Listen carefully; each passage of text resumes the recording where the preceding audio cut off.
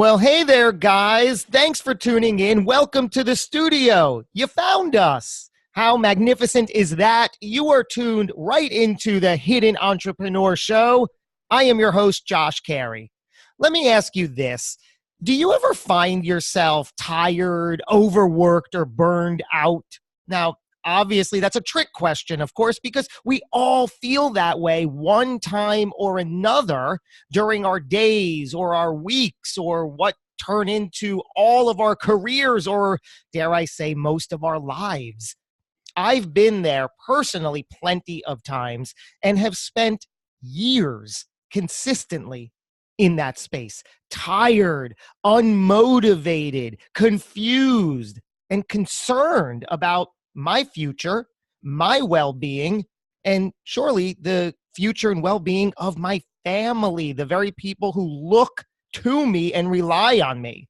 Now, our guest today dedicates his life to helping those in that very situation achieve greater levels of peak performance and reach their maximum potential. Who in the world doesn't want that? He is the host and founder of the wildly successful podcast called Success 101 Podcast and the author of the book, From Success to Significance. Everything he does has proven to be a key component in shaping the strategies, the systems, and the overall mindset of people who are looking to maximize their time, calendar efficiency, vision building, and overall peak performance. You have no idea how excited I am to dive into all of this because I want it. I need us. Help us, show us the way, and help us welcome to the show. It's our guest, Jarrod Warren. How's it going, Jarrod? So excited to be here. How are things? Things are magnificent. Thanks for asking. So let me get straight to this question. Your podcast is called Success 101 Podcast. Your book is titled From Success to Significance. Let's unravel that word as you define it. Talk us through this word success. What does that mean? How do you define that word? Yeah, great. Great question to start off with. Success looks very different to a lot of different people, as your listeners will know. What is successful to me could be successful, completely different to other people. And I think just in our culture today, our busyness, our society, everyone thinks about success as primarily achievement, accomplishment, all sorts of things, right? I've learned over the years, and I heard this from a great guest, Jesse Itzler, a good friend of mine, who came on my show and said success to him meant that whenever he's older, his adult children want to still hang out with him. Now, that's not a typical definition that people would put as a fill in the blank of success, but I absolutely guarantee you that resonated with me having three small children, three little girls of my own. How can you not say that that is success? But most people don't define it that way. Most people say success is more business related, financial related, some milestone, some marker. And what I really learned is in the burnout and the fatigue that I went through, which I'm sure we'll get into some here today, is that those success looks very different to everyone out there. You can't just start by waking up saying, I want to be successful tomorrow, whatever that means to you. And the reason Success 101 started, which isn't just a cliche name or a name to be thrown around. The reason Success 101 started is once I really started learning how the brain and the body work, how negative thoughts work, how positive thoughts work, all of those sort of things, sleep, rest, nutrition, habits, I thought I've got to teach people just as I'm learning how to get back to the building blocks of whatever success is for them. So the 101 really comes in as let's get to the building blocks of success. And it doesn't start by going out and having successful meetings with people. It doesn't go out and, accomplishing things that you want to accomplish. It starts with something as boring and simple as getting great sleep at night, or retraining your thoughts in a different way, or writing down your goals and affirmations every day. That is the 101 that people talk about. People talk about on these podcasts all the time, but I find very few people are actually putting that into practice. And once I did, it completely changed my life. And I don't say that lightly. I agree with that, and I would not say that lightly either. I spent decades in a dark, aggravated, depressed, confused, agitated way with no real knowledge of how to get myself out. And the big real concern was that I was aware enough to say, I think I'm better than this. I think I'm smarter than this. I think I'm more capable of this. But as you know, nothing I did seemed to support that logical scenario. Right. It's an uphill climb. And I'm a very competitive person. I'm a very driven person, as I'm sure many of your listeners are out there. And I was of the mentality I could just muscle it through, trying to muscle through your problems, trying to outwork your problems. As we get older, we realize that doesn't work like it did in our 20s or early 30s. Once more risk comes on the plate, once more responsibility comes on the plate, once just your time is not as much of your own, so you have to get really strategic with all of that, you realize that muscling it through, outworking your problems is really not a strategy as much as it is an uphill battle or climb, just as you said. And even if you have that awareness, a lot of people don't even have that awareness, but if you have that awareness to know, I think I'm better than this. I think I'm maybe doing things the wrong way, beating my head against the wall, whatever cliche or phrase you want to throw in there.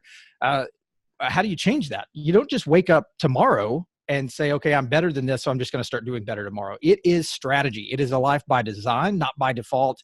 And once I started learning that, it set me on a course on all areas of my life, personally and professionally, to really get the word out to people that you cannot muscle it through and your best days are ahead of you, but only if you really get back to the building blocks of whatever that success is to you. And then, as my book says, moving on into significance, because success on paper or checking off a box of success items, at the end of the day, that is not significant. Those are not always the things people are going to remember. And so we'll dive into some of that, I'm sure. Yeah, and I'm living exactly what you're talking about right now. As you've gone through, I slowly but surely was able to, like you said, it's not just, oh, I'm going to start doing it. You snap a finger and then it's done. It's a slow and steady internal process that you have to, and I have to change all those habits, both internal mental habits and outward physical habits, and one at a time, change them and layer them. Like today, if I took time to outline them on paper, there's probably 20 or 30 literal deliberate things that I do every single day from the moment I go to sleep to the moment I wake up, and vice versa, that just makes it all good now. And your book, From Success to Significance, I love that, because thinking about it, you might just accept that title without really hearing it. Because when I saw it, I was like, wait a minute, he's saying that those are two different things. If you have success, it's not necessarily significance, because the title is From Success to Significance. So help us unravel that. Yeah. What I found out is I was very successful. I run a full-time financial advisory practice. I run an office here of about 40 or 50 people here in the Dallas area. And what I noticed was I'd been very successful in my career. I'd been successful in sports early on. I'd been just competitive, I should say. And so success to me was, notching off the things that I was doing and being successful at that, leading nationally in some categories and those sort of things, and on and on and on. And those things sound great, but that's not significance. And I think people confuse that. I probably confuse that a lot. Whenever we are dead and gone, Josh, people are not going to remember the accolades that we had. People are not going to remember the things that we did. People are going to remember the way we made them feel, the way we tied into our bigger purpose and our bigger vision. And if there's anything I can stress to your listeners today, it's, if you have been successful, great for you. If you have done the things you want to do as far as that measure of success, great for you. Those things, if you're not careful though, could be a false indicator of how you define your life, and not moving you, not getting you out of the comfort zone, not replanning yourself every couple of years to where you really move forward into a level of significance. So whenever I put this book together, it is a workbook of exercises. I'm not one, I do a lot of audiobooks, but my schedule is so busy. If somebody hands me a big, thick book, my wife will pour through that in a weekend. I'll probably never pick it up, right? I'll be honest with myself. I know where my weaknesses are, and it's not sitting down and making the time to read a book. So whenever I did this book, I was like, okay, I'm not doing an audiobook with it. That's not my intention here. I want it to set up like a workbook. And so a lot of the exercises that go through there are really a couple things. Number one, it's creating bigger vision for what it is that you're trying to go, your bigger vision, your bigger why to living a life by design. Again, not just by default, but then also working through the 6 vision building strategies and the 5 components for how we create a bigger vision. And the reason that I did this was I'd always said in my real negative thinking, I'd always said that I'm not a big vision person, yet I called myself a leader. I'm not sure that how much of a leader you can be without having a really big vision and having others follow that vision. And one of the reasons that I did this was I was playing to my weaknesses in order to make them a strength. So if I didn't have a big vision, what better thing to do than to sharpen myself, but then also take that out to the world in a vision building manual. And so that's what turned into the book. And my hope through that is that people really do create their bigger why, their bigger goals, their bigger vision, but then also really look at themselves as a person and what they're doing in life as a whole, what their big vision is for not only success on paper, but leaving a lasting legacy. In fact, a couple of the exercises in there are your legacy, creating a legacy vision. It's, you've already passed on and you're dead and gone. What are people saying about you? What are they writing about you? And you're writing that yourself. And you take a long look at that and go, wow, how am I measuring up to that? Because that's where the significance part comes in. It's not just what do I want to accomplish this year in revenue? How many transactions do I want to have? Whatever your business is, whoever's listening in out there, it is what are people saying about you when you're gone, especially the people you were closest with. And, success is great. I mean, my podcast is Success 101. How do we get to the building blocks of success? But you have to transform that into something more meaningful as life goes on. And that was really the vision for the book. I adore all of that. I love it. I know that in a variety of ways, you help people with things like their business productivity, their personal growth, their morning and evening sleep routines, and their health and fitness. I know a lot of that encompasses everything we really need to master to do our best. But I want to focus, if you will, on the brain and the mind. Is that something that you would agree is a top priority within that checklist of things that I've outlined? It's got to be. It's literally one of my favorite things to talk about. And the reason I love it for those listening in, you don't have to be a brain surgeon or a brain scientist of any kind, or a neuroscientist, I should say, in order to utilize how the brain works for your benefit. The brain really, I mean, you may see those memes out there online that say scumbag brain, and like your brain tricks you into doing things. I mean, our brains literally, and I wouldn't have known this, the brain is incredible. I mean, we were created to have a supercomputer beyond supercomputers in our head. And if you use that the right way, it's great. If you let it use itself by its own default methods, it can really sabotage your performance. The brain was really exists for 2 things. Number one is to help get you out of fear, like to remove you from fear, remove you from painful situations, to protect you, basically. And the other thing is to conserve energy. So if there's anything that your body is doing that is putting you in a state of fear, you don't have to think about it very long. You're going to have that fight or flight reaction. The adrenaline's flowing. People lift cars off of people. People run faster than they've ever run before. Where did that come from? That's your brain kicking all of that in. But then also it's to get you out of, it's to conserve energy and get you out of like just burning up a bunch of energy. That's why it's so easy to be lazy. Like it's super easy to be lazy, and your brain helps you with a lot of that. So the whole scumbag brain thing is if you leave it up to its own devices, you are not going to push through a lot of things that you should. You're not going to challenge yourself. You're going to take the easy route instead of the painful route that's going to stretch you and grow you. And then you're going to conserve a lot of energy by not using willpower for your benefit. What was your personal negative mindset like? What was the stories? What was the things going on that held you back? Well, I mean, I just grew up in a real negative, and didn't even realize it. I didn't realize how negative I was until I really started coaching other individuals and hearing that feedback, which almost turned a big mirror back on me. I'm always the one that when somebody says, "Hey, you did a great job in the game," I go, "Well, I missed 3 tackles," and they're like, "Yeah, but you did a good job here." And I'm like, "Yeah, but then this other thing happened." Or, "Hey, you had a great month in business." And I'm like, "Well, I really, didn't do this or did." And people would kind of walk away. And early in my career, I thought, I'm starting to pick up on the fact that what they approached me with, which was a positive conversation that they intended to have, they're kind of leaving almost confused as to why my reaction was what it was. So I started noticing that I was not normal. In fact, I think most people are more negative to some degree. Your brain is, what do they say? Your brain is It's Velcro for negative thoughts, and it's Teflon for positive thoughts. I mean, we have so many things to be grateful for out there, and the practice of gratitude is just so amazing. Science would tell you that, and psychology would tell you that, but our brains tend to focus on the negative. We always do that, and so people probably tend to be a little bit more negative. But I started noticing people were confused by my responses, and I thought, okay, maybe I'm just more negative than most. And then I started seeing it when I was coaching other people. But as far as just the negative mindset and not looking at gratitude and doing those sort of things, my brain was working in that way, but my brain was also working, or not working, I guess I should say, from a very much lack of sleep. So in 2015, I actually, had to, guys don't typically go to the doctor, but my situation was so bad, I could not think straight. I couldn't focus on things. And of course, people say, oh yeah, I have ADHD too. This was not that. This was almost like, am I having some real cognitive impairment here?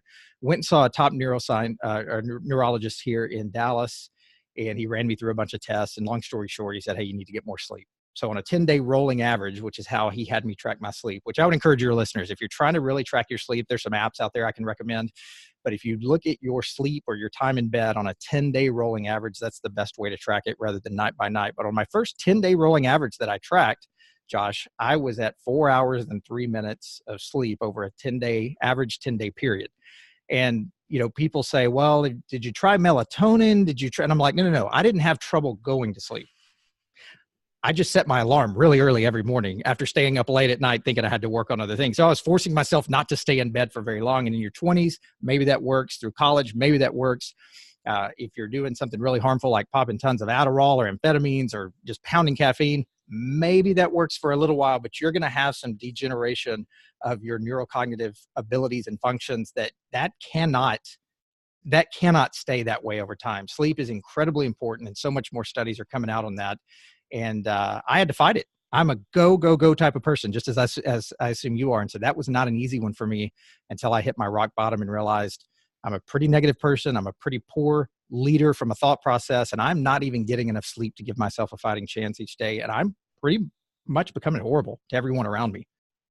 So much good to dig deeper into. A couple of things. I love the awareness you had when, because I've heard it before, when somebody approaches you with a compliment, you sort of offset that of, yeah, but I missed 3 of those tackles, for example.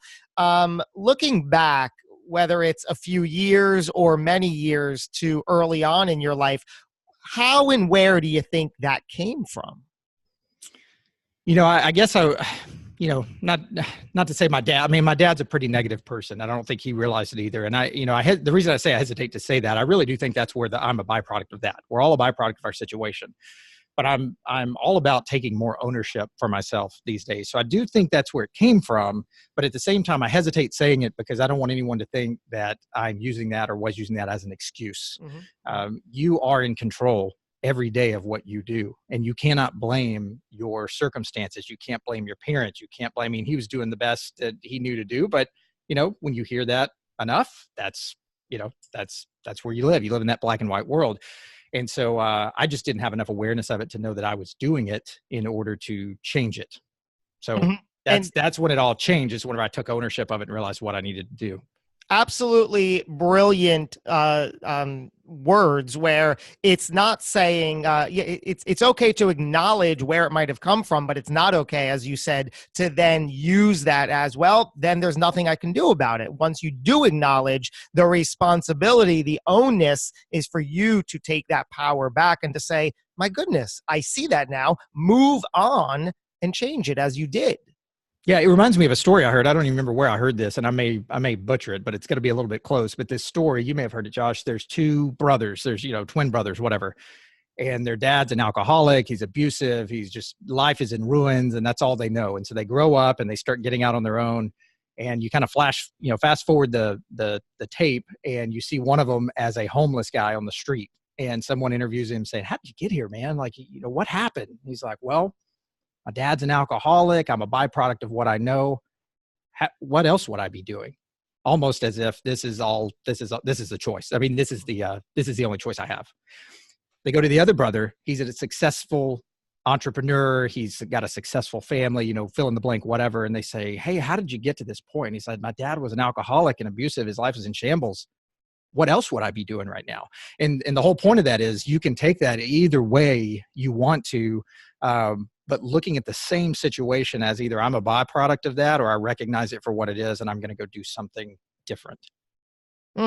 Chills. I literally got the chills when you say that, because it's the exact same words and a complete different meaning. I love that. So when you went to the doctor at that time and you learned that, hey, whether you realize this or not, you need more sleep, and you're like, yeah, I'm only getting 4 hours.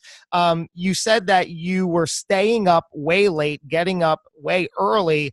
What kept you busy at night? Because it sounded like what you said, it was something that wasn't the healthiest of things, while the end goal and product was, I'm sure, healthy, but the execution wasn't, right? Yeah, it was, it was staying busy. It was working on things, whether it be work emails, whether it be presentations I'm putting together for my financial advising clients, whether it's, let's face it, it wasn't all productive. It's getting in the wormhole of YouTube videos, and you just go click, click, click on and on and on. And then before you know it, you're watching, drag racing videos, and you're like, I was pulling up sports clips. How did I get here? Something like that. And then you look up and you go, man, it's midnight. I should go get a shower. I should do whatever. And then of course, when I lay down at night, I go, well, crap, I'm only going to get like 3 or 4 hours of sleep. But, my parents got very little sleep growing up. I watched them do that, and they operated fine. I'm the same. And I had a lot of pride behind that, a lot of pride. And I would set my alarm and go, well, you know what? I'll just suck it up. I'll just do what I got to do and tell myself I've got to fight through it. I'll get 4 hours of sleep tonight, and yeah, we'll just suck it up. And again, I didn't know anything back then about how the brain works and lack of sleep and all of that like I do today. And I would be almost terrified to do that to myself these days. I'm glad to say my 10-hour rolling average over the last, probably right at a year, is right at 7 hours.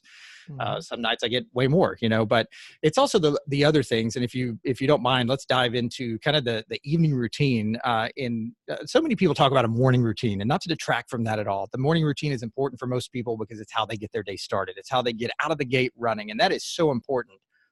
But I'm here to tell you that 80% or more, could be more, but 80% or more in my mind of an incredible morning actually starts in the PM. And it actually starts a little sooner than you might think. It actually starts about 2 p.m.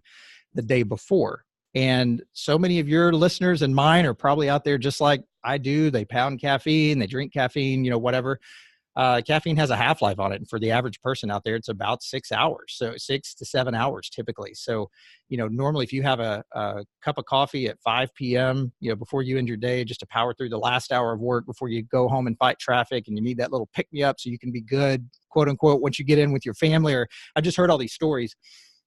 It's got a half-life on it of 6 to 7 hours. So that means 3.5 to 4 possibly hours that you drink that coffee. 3 or 4 hours later, you still have half the effects of that caffeine in your system, to where when you get ready to start winding down in the evening, your resting heart rate is still up. Your cortisol from the stress hormone that gets released by your adrenal glands is still up. Your body is not producing melatonin like it should, because it's still rocking on all cylinders. And so these are all things that I had to learn from a busy person. And believe me, if I can heed these words and slow down, anybody can. I was competitive and driven almost to a fault. But starting to wind down, have your last cup of caffeine or any sort of stimulant, pick me up, energy drink. Hopefully you're not doing a lot of that anyway. But if for those of you out there who are doing those things, don't do any of that after 2 p.m. would be my first recommendation for you. But just because of how long that's going to stay in your system. The second thing is drinking tons of water during the day. My good friend Alex Sharfin here in Texas has his natural thirst challenge. If you guys go to getthirstynow.com, it's a very basic concept, but our body is made to crave water. And as an entrepreneur, as a busy person, the highest source of dehydration, the highest source of fatigue doesn't come typically even from lack of sleep. As surprising that may be, it starts with dehydration. 2% or more of dehydration, but at 2%, your brain starts feeling levels of fatigue. So you get the brain fog, you get the negative thoughts, your willpower decreases, and then it filters on through the body to where you're tired and your joints hurt and all those sort of things. So in his 10-day challenge, basically he says, it's not a food fast. You can eat whatever you want, but the only liquid that needs to be going into your body is water. Don't drink coffee. I know this can be hard for some of you out there, but don't drink coffee. Don't drink any sports drinks, energy drinks, any of that. Just anytime you pour liquid down your throat, make sure it's good old quality H2O, spring water, something that's filtered, that doesn't have a lot of crap in it, like our municipality or municipal systems here and all over do. And what you'll notice is you're drinking more water than you ever have. But when you stop drinking water after the 10-day, or actually well before that, even during the 10-day period, you will notice that you are thirsty a lot, which really flies in the face of logic. But what it is your body telling you, you're finally giving me the things I need to thrive on, and I want to soak up as much of it as I can. Give me more, give me more. Whereas now we are conditioned to drink coffee, energy drinks, sports drinks, you name it, and our body is not conditioned to thrive and want that hydration. But the best thing you can do for your brain by far is hydration and sleep. Fully agree. I love that. And it's so true. I do drink coffee, but I do only also drink water. For years, I can't even remember the last time I made a conscious choice. No soda. Soda is so unnecessary for just health and fitness and well-being. I mean, I don't have it in my house. I have two small children, a 5-year-old and a 3-year-old. We don't offer juice or soda. We just don't carry it in the house. And I feel very good of that. If I can get a half a gallon to a gallon of water every day, that's the win. And even if you make that little change, you're going to feel better. So walk us through the evening ritual. What do we do about that? Yeah, so we start at 2 p.m., cutting off caffeine. That would be the first place that I would start. And for some of your listeners, they may process caffeine differently, but just to be safe. I actually have someone that I advise here, one of our financial advisors, who actually I didn't realize this. He told me the other day that he has to stop drinking caffeine at noon. And I'm like, really? That's 2 p.m. for me, noon for him. He's like, yeah, if I have anything after noon, I just cannot wind down at night. So it affects him severely. Some people would say, and I think my wife could be in this category, or people like this, you go to a dinner at night, a nice dinner, steakhouse, something like that. What do they ask you at the end of the meal? Would you like some coffee? Very few times do you hear people actually ordering decaf. Why? Because nobody likes decaf coffee, right? Why would you even get it? I mean, what's the point? Right? And so people order coffee. And I'll say something like, hey, I try not to impose too much on people. Once you learn this stuff, it's contagious. It's hard not to tell people, but, I'll kind of mention like, hey, you realize you're going to be up tonight. Oh, no, not me. I process caffeine very well. I have no trouble going to sleep. That may very well be the case. Blue lights and screens in your face at night, which I'll hit on in just a moment, caffeine, all of that. You may very well be the type of person who processes it in a way where you can go on to sleep. The question is, how much restful sleep are you getting? Our body goes through cycles about every 90 minutes, and you've got different cycles of the night. And, Josh, you may have had the time before where you sleep a ton of hours, maybe a long weekend or vacation, you sleep a ton of hours and you wake up and go, man, I'm exhausted. Like I feel fatigued and I got 8.5 hours. It's just because you didn't have the restful sleep. Okay. So what I'll do is I'll stop the caffeine around 2 p.m. As I said, I will, if it's been a really stressful day and I've got a lot of the cortisol and a lot of the stress hormones, the adrenaline built up, I want to be great whenever I get home for my family. You've got 2 small kids. I've got 3 small kids. I mean, when you walk through that door, it's a circus. It's an absolute circus. So the first thing I would do, this isn't really part of my routine. First thing I would do if I was you guys is use what I would just say is the threshold rule is when you're getting ready to walk through that threshold at the end of the day, and you can use this for business meetings during the day, you can use it for whatever, but when you get ready to walk through that threshold, just pause. Signify what your goals are, signify your intentions. Know that it's about to be a circus when you walk in there. Some days worse than others. But if we don't pause and do that, then we're either going to be zombies or we're going to be, terrible to our family, and they get the worst of us after we've worked hard for everybody else all day long. Right.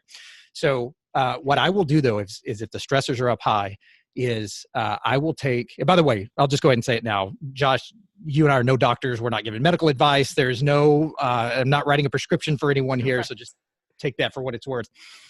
But I have found GABA. If you guys have tuned into GABA before, there's a component of GABA in alcohol. There's a component of GABA in a lot of the things out there that help us de-stress. But taking a couple of pills of GABA in the evening, I don't have mine here with me, but 250 milligrams each. So I'll take about 500 milligrams of GABA at the end of the day. It's the kind of the social bumper card that just helps bring you down. Way healthier than going home and slamming 2 or 3 beers every single day like some people do, or drinking a ton of wine. I read a study the other day that stay-at-home moms really there's kind of an epidemic in this country where stay-at-home moms are kind of hitting the wine bottle more than they ever have before and justifying it from stress. So take GABA, experiment with that, see if it helps you calm down a little bit. Don't take it too late. I never try to take it after 7 or 8 p.m. because it's interesting. It winds you down, but for some reason it can also stimulate you if you take it during the time that you're trying to really wind down after it's dark in your home. So somewhere around 5 p.m., 5:30, 4:30 p.m., somewhere around in there for your time zone is probably the optimal time that I would take it. Come home, have a light dinner. I really don't eat any carbs anyway, but studies show if you eat a really heavy meal or ton of carbs before bed, it's going to really impact your wind down and your restfulness. Takes your resting heart rate up. All kinds of things happen physiologically and inside the body and the brain. And then what I try to do, and I haven't really mastered this yet, so I hate to even say it, don't want to sound like a hypocrite, but what I really am working on is the idea of a digital sunset. So I try to keep screens out of my face at night. I try to keep as many blue light. We have hardly any blue light. We don't have TV at home, those sort of things. All of my tablets. So I'm an Apple fan. So every tablet, phone, device, everything that I have has, let me just show you real quick here, has the night vision. So when people look at my phone or any of my devices, you'll see that there's like a tint on that phone, right? And what I've also got, and I can send these links to your listeners, if you do have to get on your screen at night, blue light comes out of these devices the same spectrum as the sun. The sun looks yellow, but if you look at it from a scientific, like visual spectrum standpoint, it's actually emitting the same blue light as your TVs and phones and all that. That's why a trillion-dollar company like Apple has now said, we got to get smart about this. They didn't have to put that on their phones, but they understand that people's health is at stake here. People are going blind from, studies of blue light and all that sort of thing. So what I'll do is I have this night vision. I have it on my phone pretty much 24 hours a day. You can't set it nonstop. So it's like 3:59 a.m. to 4 a.m. It'll like actually kick off, but I'm never awake during that time, so I don't see it. I used to be back in the day, but I will have this on all of my devices. And then what I do is I've got a setting to where I can turn this phone. If you're noticing this here, I can actually turn this phone by triple tapping the side button or my home screen. I can turn it completely red, as you can see there. And I will send you the link for that. So if you're laying in bed at night and you're like, hey, I'd like to watch a documentary movie once in a blue moon. I'd like to review a document from work that I just really need to make sure I'm prepared for tomorrow. Make sure that you have that phone in the red spectrum or in at least the lowest setting of night vision or night mode that you can get it on, night shift.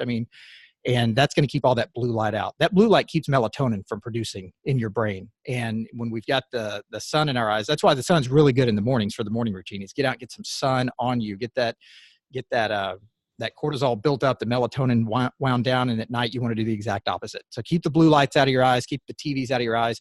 My good friend James Swanwick actually sells blue blocking glasses. If you've got a TV, Samsung, LG, they're all the same. They don't have these filters on their devices yet. So you're looking at the TV, even if you're 40 feet across the room from it, and you think, well, it's not, I'm not right up next to it like my screen. It's not really hurting my eyes. It's still keeping that melatonin from coming in and being produced in your brain. So it's very important to have blue light blocking glasses or to have night shift or some sort of filter on all of your devices. So that'd be the second thing, is wind down with a digital sunset. If you have to get on your screens or TVs, have some sort of a blue light blocker that's out there. So now that takes us on up a little bit closer to the bedtime. I don't think it's as controversial as it used to be, but some people might think so. But CBD oil, I don't know if you've ever experimented with CBD oil. That's not the illegal part of marijuana like THC is. It's a component of it. So that's why people go, whoa, what are you suggesting here? Yeah. But CBD oil has been proven to help tons of stuff, everything from Parkinson's to Alzheimer's to sleep, which is what I use it for. So I can link up the CBD oil that I take. You take about 20 drops of that, and I have no ties to these products. It's just what I found is helpful for me. So just full disclosure there. And you go into restful sleep.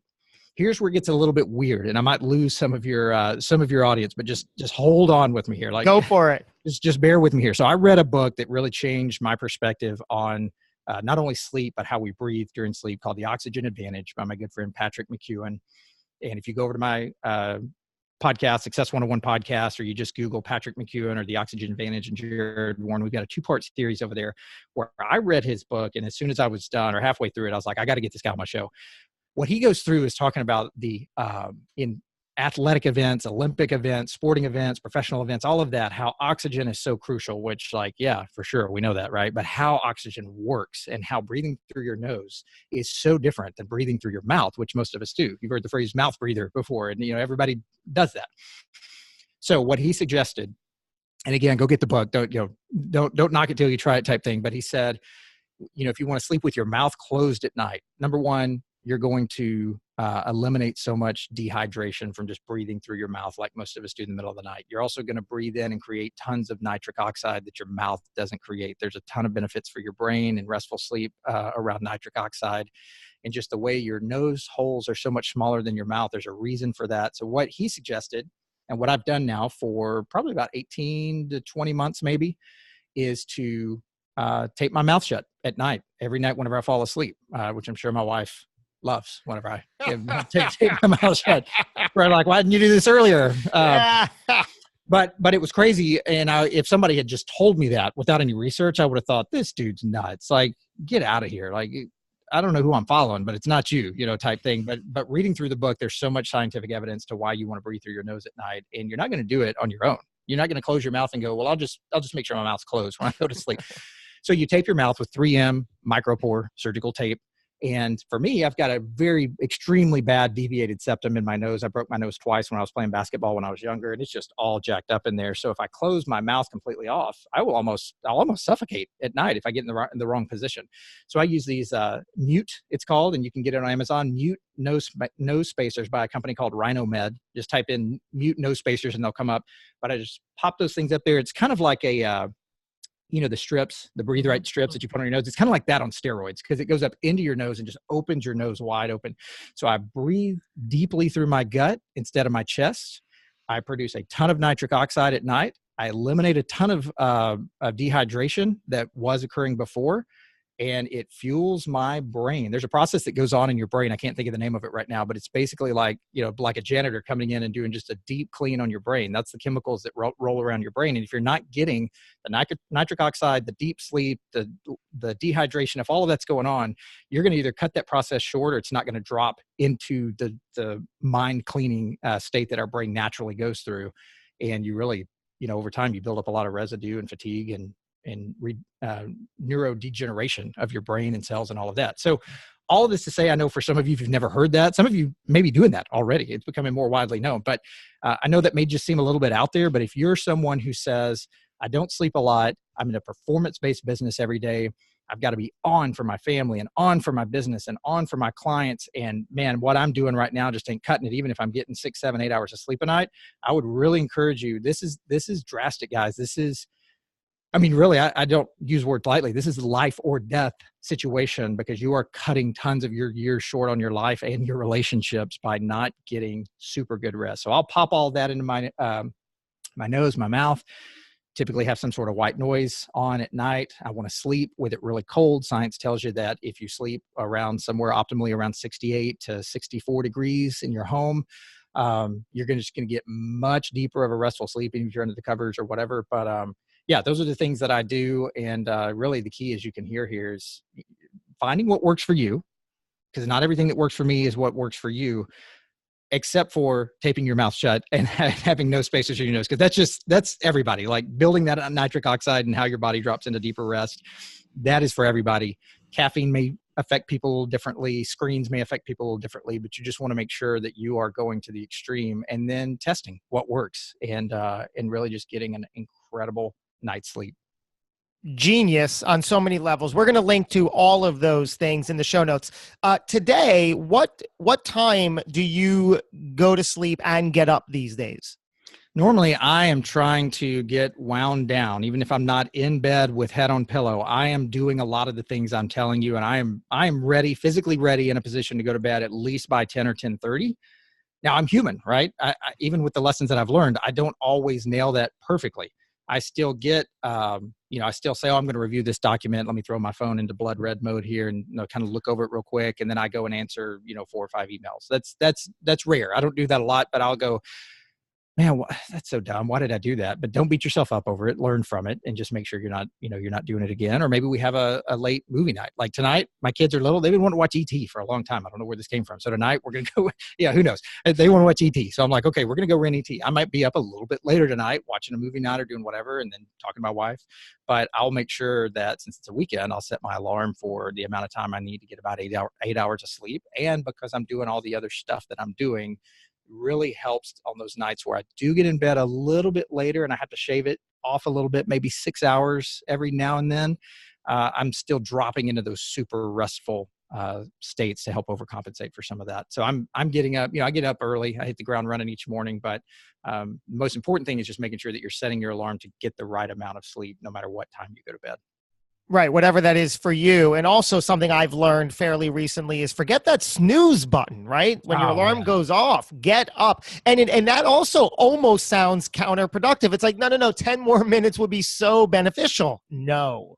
Yeah, you actually sabotage what sleep you were getting. It's almost like I don't want to face the day enough that I'm going to actually make it worse on myself. It's like I feel bad and I don't want to get up. So I'm going to go through 2 or 3 rounds of snoozing to make it even worse so that when I do finally get up, I'm as groggy as I can be. So what I started doing, good point here. I'm a very deep sleeper. Very, very deep sleeper. Even back when I wasn't getting a lot of sleep, I was just go into such a deep sleep. So what I would do is I would put an iPad beside my bed, or you guys can use whatever, but I would put something that had an alarm on it beside my bed. And I would set it for 2 minutes earlier than I guess what I would call my main alarm, which is my phone. I would set my phone in the bathroom. So the iPad would go off and I just knew like, okay, if I'm groggy, kind of laying there, even if I have hit snooze on that, I just know I've got like 2 minutes before the other one goes off. I've got to get up, walk into my bathroom, turn that thing off. And once I'm up, I'm typically up, but I just, some people say, well, I've heard put your phone in the bathroom, but I wouldn't hear it. I would just sleep through it. I'm like, okay, get something beside your bed like I do, set it for a couple of minutes before, and then you're going to get up and go turn the other one off. That's going to be a big help for some of your people if they just need to get up and get out of bed. I want you to paint the picture for us, because I know today, among all these other extraordinary things, you're a coach. You help people turn their lives around, all this, but oh yeah, you're also a financial advisor running a 30 to 40 person office. Paint the picture back in 2015 when before you realized, my goodness, I hit this wall. You're overworked. You're burned out. What was life like then? Man, it's a great question. I don't know if anybody's asked it that way. It's almost hard to remember. It wasn't that long ago, but I've had such a life change, and the person I am today and the way I think today is just so foreign from what that was back then. Luckily, I wasn't in. I was pseudo running this office. I would say I was learning the ropes to take over this office. So I wasn't really the guy having to make all the crucial decisions and having to do so much of the leadership type duties that a CEO or people running their own companies have to do. Thank goodness. I mean, I'm so blessed and grateful that I got this figured out in my early 30s before. I mean, some clients I meet with, they're getting into their 50s and they're like, I realize I have wasted my life. I've wasted relationships. I've wasted time. Just because they're just now figuring all of this out.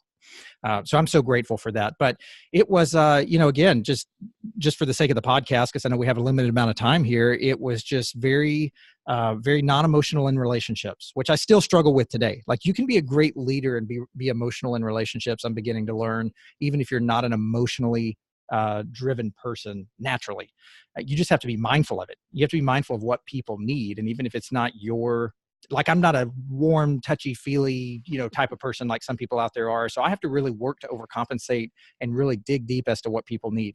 But negative thoughts, lack of sleep, as I mentioned, really short with people, not even realizing that I was like, oh, it's just, lack of time, business, whatever. I'll just give them a quick answer and move on. And I just seemed very cold and very, I was doing the same thing at home. Unfortunately, I was, loud noises, as you know, with 2 kids, they talk over, I don't know about yours, mine talk over each other all the time. They're trying to fight for that position and yelling. And, it's like, oh my gosh, like that would just send me through the roof. And I'm still not perfect with that, but you have to be mindful of it. And I think once you identify it, once you name it, you got to name it to claim it. You may have heard that before. You got to name it, and then you can claim it as something that you're working on. But until you name it, if you're like, well, I just struggle with this and that, and you're not really pinpointing what the issue is, you can't really claim it as something that you now have in your arrow or your quiver that you can start really, really working on. So once I started identifying some of that, again, not to the level that I know today, but it started helping me get a base of where to start working from in order to start improving this. And what I noticed is my relationships were going by the wayside. Everything was just matter of fact, business, cut and dry, move on, make a decision, move on, action. And I thrived on that when I was younger. I thought it was a strength. I very pridefully held on to that. And what I realize now is it can be, but overall, as you get older, when relationships are more important, family's more important, you get higher up in the company or whatever it is your listeners are doing, and you realize your decisions are more important, there's more at risk. That really does not serve itself well to be this aggressive high commander type, boom, boom, boom. Let me just, get out of my way. I got decisions to make. Really doesn't serve you well. And the best leaders out there are the ones that don't do that, despite what we would think with the whole hustle and grind mentality that everybody talks about out there. It's like, no, the great ones over time have learned how to tap into emotional intelligence, executive presence, all the things that I wasn't doing early on, and really doing the exact opposite of all of that. And I think, I don't say this lightly, I think I would have lost everything, possibly lost my family, possibly lost my business, lost all. I just don't even know where it would have gone. So I'm so glad that I learned all of that, but you got to be aware of it. Amazing. Looking back on your younger self, what advice would you give that person? Oh, man, that is a tough one. Not in the sense that I haven't answered that question before, but in the context of this, the reason I say it's a tough one is people could have given me the right advice that I later learned, the things I'm sharing with you here. And I don't know that I would have been mature enough, or I would have been too prideful to accept it. I would have thought that this running and hustling and grinding and all this muscling it through and all this stuff was a strength. Like, don't tell me to stop doing these things. I'll be mindful of it going forward, but I'm not going to quit. This is a strength. Like, I've got to fight, got to race every day. And again, that serves you pretty well when you're younger. You can establish some horsepower. You can get out of the gate. You can really make a name for yourself, whatever. But again, I think I would just go back and tell myself all the things that I've learned about the brain, the body, emotional intelligence, leadership. What is leadership and what does significance really mean? Again, I just say it's tough because I just don't know that I would have been in a mindset to follow it. So if your listeners out there are hearing anything, take it from me. If you're younger than I am, I'm 35 years old right now. So if you're younger than I am and you're in that mentality of, I pride myself on making quick decisions, getting people out of my way, moving on to the next thing, I'm just here to tell you, look at any leadership position that is really thriving at the highest level, and look at the traits that they hold. Look at what got them there. And I can promise you it's not what possibly you're doing, or certainly not what I was doing early on. So just take some lessons from that. And even if you don't change it overnight, start being aware of what you're doing. And you got to be aware of it before we can work on it. If that's not the sound bite, my goodness, that's amazing. What mantra do you live by today? Oh, and I tell you, and this, we're all a work in progress, right? This whole leadership is a journey and an experiment. Your life change, self-improvement, it's all a journey. And that's why I tell clients of mine that I coach and people that I work with, if you have been working on some of this for a while, don't beat yourself up. One of my favorite books out there, With Winning in Mind by Lanny Basham, he really frames failure and negative self-thoughts in a really, really good way, where he talks about the fact that it's not failure unless we didn't learn from it. And how are we always looking at failure? How are we viewing failure? Not as failure in and of itself, but as feedback. And if we view failure as feedback, then we don't lose. We always win. We either win or we learn. We never lose, right? And so what I would just say to, really to your question is, how do we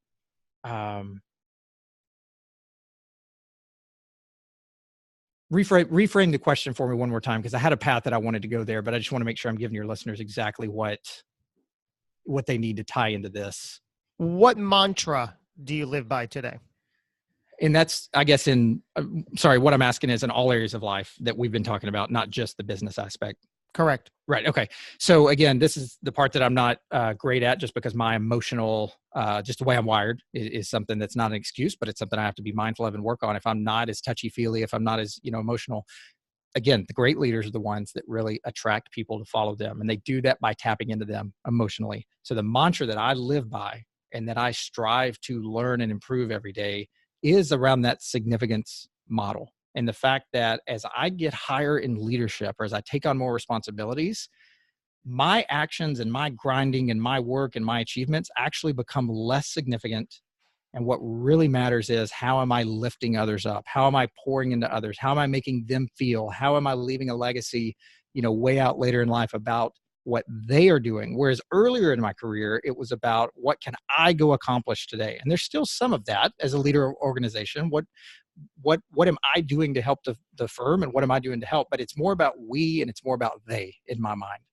And I really do have to, put that as the focal front, and put the mirror in front of my face constantly, about knowing where I am weak in relating to others, knowing where I am not present as a leader, knowing where I'm short with others when I know that the day is busy and I've got very limited time. And you get the guy, hey, you got a second?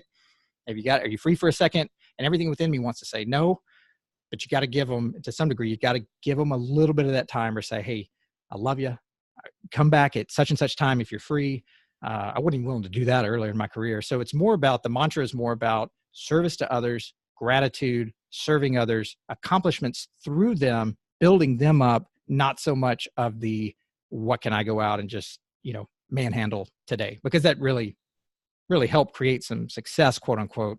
Certainly not going to create a lot of significance over time. What a magnificently honest answer. Now, Jarrod, go with me on this one, if you will. What do you believe happens when it's all over, when our time here on earth comes to an end?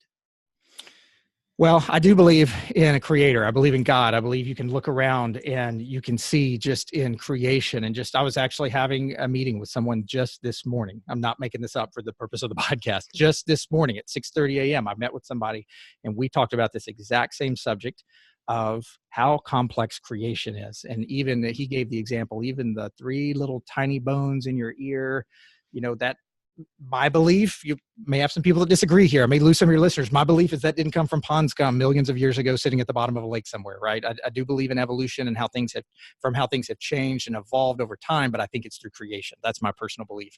So, I believe once it's all said and done, if you are a person of faith and you have that belief, then you are going to move forward, and you're going to go forward to be with the creator if you've done the things that you're supposed to do here. And that's where you're going to be long term. And, the biggest fear that I have, just while we're on this subject, is a wasted life.